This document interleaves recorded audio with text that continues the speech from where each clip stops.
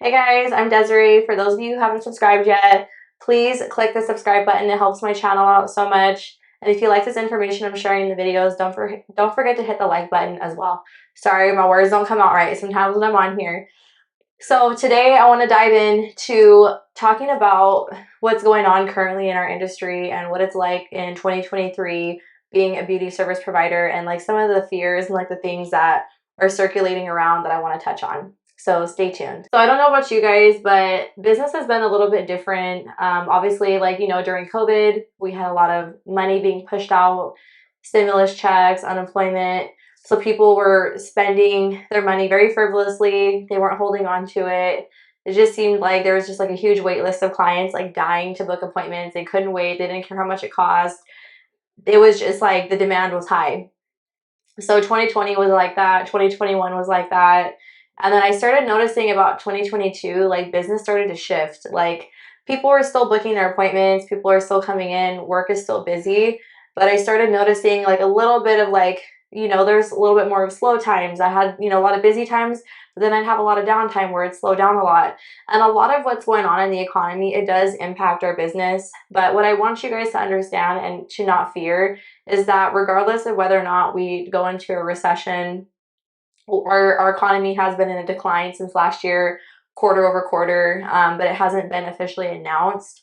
We're still going to make money. Clients are still going to get services. You're going to notice a little shift in business, but just know that it's not going to come to a complete halt and stop. Clients are still going to want to come in. They're still going to want to get stuff done. You might have to get a little bit more creative with how you schedule out your appointments or how you're offering your services. You can always try to think of other scenarios to accommodate your clients. Maybe your client that used to have a $600 service might not have as much time or be able to afford that. So you can offer other alternatives that are budget friendly to them and offer other styles or techniques.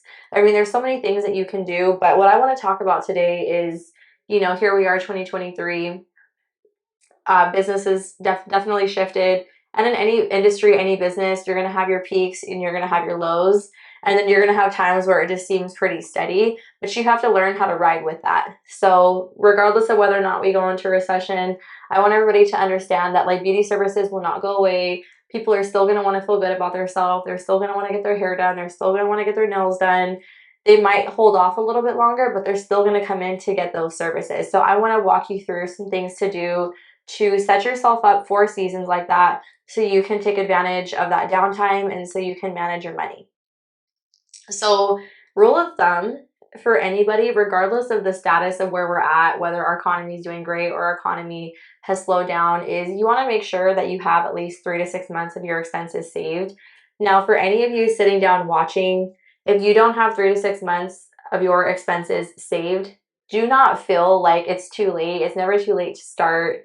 There's a ton of different education out there on how to budget. There's different ways to budget. There's apps to budget. There's tips online, but you want to make sure that you set yourself up an emergency fund to get through slow seasons, rainy days, injuries, recession, whatever may come your way that may slow your business down and interfere with the flow of income you have coming in.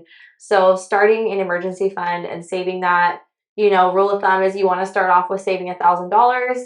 And once you save that $1,000, then you just start to knock it out from there and just gradually add into that. Just make sure you're working towards saving up an emergency fund so you can hold yourself over during rainy days. And as many of you know, when you're self-employed, you don't get a paid maternity leave. If you get injured and you twist your ankle, you don't get paid when you're out of work, unless you pay into like state disability through your tax accountant and you have that set up. Typically, that stuff is on you. Or if you get an outside insurance like Aflac, that would charge you a monthly fee to have their insurance cover you in case something was to happen. But realistically, you still want to make sure you have 3 to 6 months of your expenses saved in order to cover yourself through a slow month at work or an injury, labor, or any other thing that would interfere, like I said, with you bringing in a consistent income. So start that now. It's never too late. I like to separate my monies. So I have a business checking and a business saving. And the business checking is where all my deposits go into that my business earns. My business savings is where I put my money aside for my taxes. And then I have a personal checking and a personal savings. So that personal checking is where I do all my personal expenditures, housing needs, things like that. personal bills, and then my personal savings is where I keep my emergency fund and my 3 to 6 months of expenses. And I always feel so much more assured knowing I have that. So if I have a slow month at the beginning of the year, usually January is kind of slow after the holidays, I don't feel stressed out because I know that I saved up for that slow month. So the longer you're in business, you're going to start to learn that there's a lot of ups and downs. You know, there's slow times of the year, there's busy times of the year. Some years are better, some years aren't good, depending on, you know, like I said, what's going on in the economy. Maybe you had something interfere with you working that year, like an illness in the family, a death.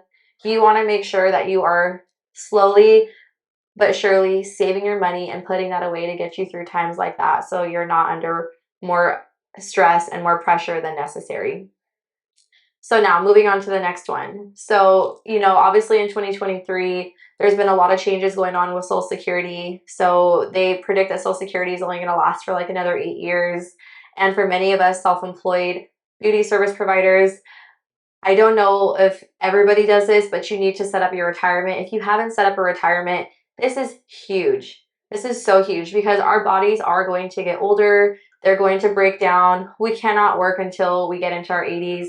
So realistically, you should be setting up a retirement for yourself. And once again, it's never too late to do that. It doesn't matter, like I said, what age you are, where you're at financially. Anyone can set up a retirement. Me personally, I set up a Roth IRA. And there's many brokerage accounts out there. There's Ameritrade, there's Vanguard, there's Charles Schwab. There's a ton of different companies that you can set up a retirement through, whether it's a 401k or an IRA. There's different types of IRAs. I'm going to talk a little bit about what I set up and what I do with that retirement account to prepare myself for the future as I get older and I have to step away from doing hair in, you know, in the later part of my life. So I set up a Roth IRA about 3 years ago with Charles Schwab. Super self-explanatory. You have to verify your identity. They're going to have you upload some personal information to confirm who you are. And then with that Roth IRA, I can max that out at 6,000 every year. I believe they might have just changed the max out limit to 6,500. Don't quote me on this. I'm not a tax accountant, but I do max mine out every year at 6,000, which is what I believe the max to be. And with that, you can do monthly payments if you want to deposit $500 a month, you want to put $1,000 a month. You just set up the amount you want to go in there based off of what you're comfortable with. You don't have to max it out. If you only feel comfortable putting in 1,000, 2,000, 3,000, whatever you put in is better than nothing. I personally choose to max it out. So for me, I just set that money aside in my business savings.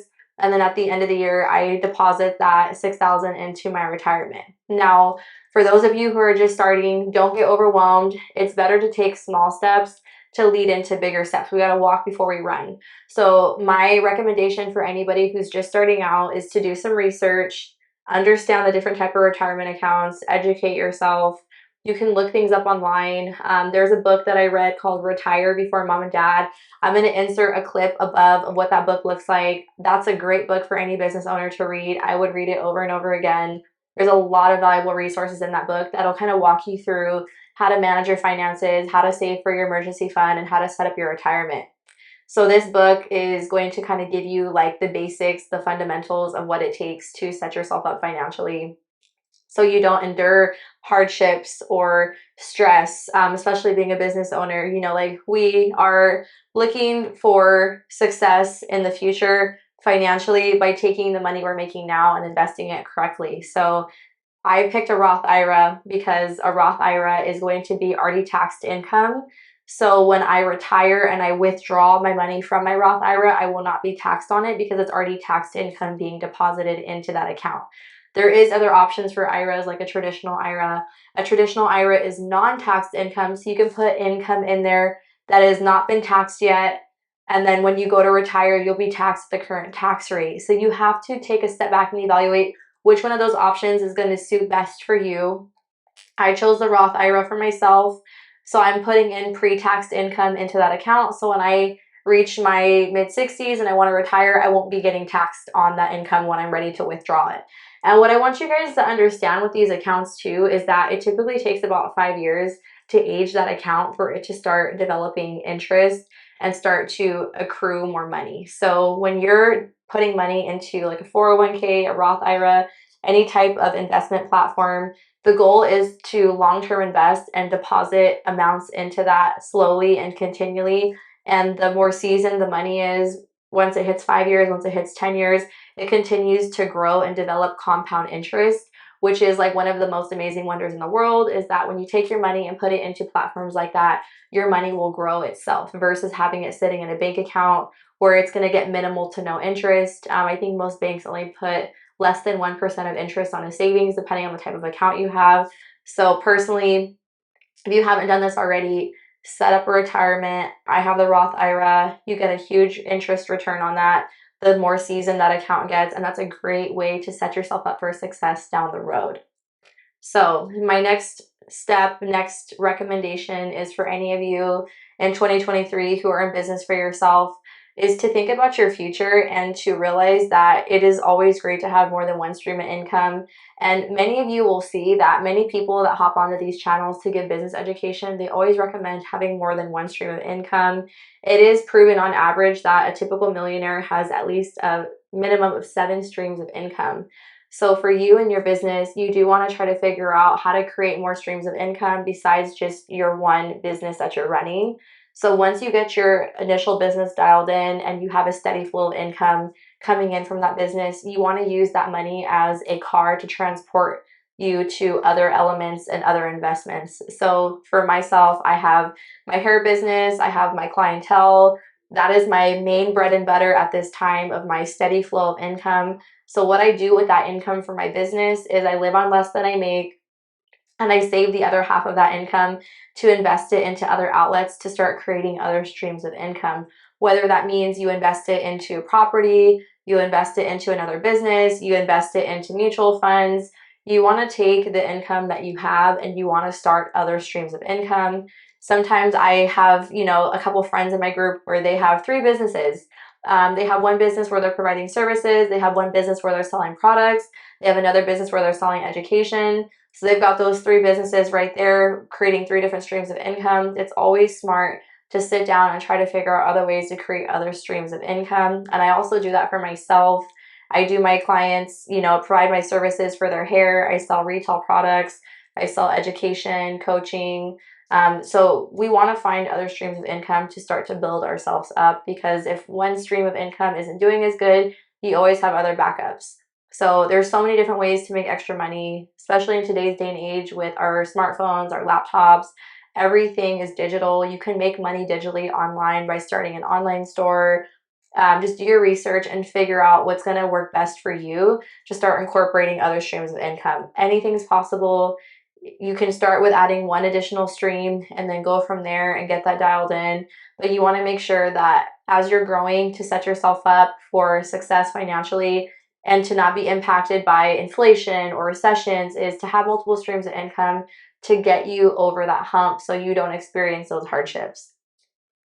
So lastly, this tip for everybody to deal with what's going on in today's current economy, for all my business owners out there, is to live below what you make. And I see this mistake made more often than not, but there's a lot of people who I see, they have high earning potential, they make great money, but they take that money and they blow it on a Louis bag or a Mercedes or going to Hawaii, and they don't have their ducks in a row financially. So when you start earning good money behind the chair or providing your services, you want to make sure that you're staying humble and you're living on less than you make and you're saving your money. So anything can happen. We can suffer from an unexpected illness, like we discussed. I mean, emergencies come up. Look at how COVID came out of nowhere. I mean, we just never know what's going to be thrown at us. So realistically, if you're already earning a good high income with the services you provide, you want to make sure that you are living on less than you make and you're saving your money. Try to be humble with what you have so that way if you ever hit a rainy day, you have a cushion to fall back on. And that ties into having that 3 to 6 months of expenses saved up. If you're not good at saving your money, there's so many different platforms out there to teach you how to save. I'm going to drop a couple links below of some things that I've used over the years to help me to develop better money habits. And if you guys are ever interested in getting any financial advice on how to set yourself up, save your money, and get your business flowing, you can always hit me up for direct coaching, and I'll drop those links below. I hope this information helped you guys out. Have a great day and stay tuned for the next one.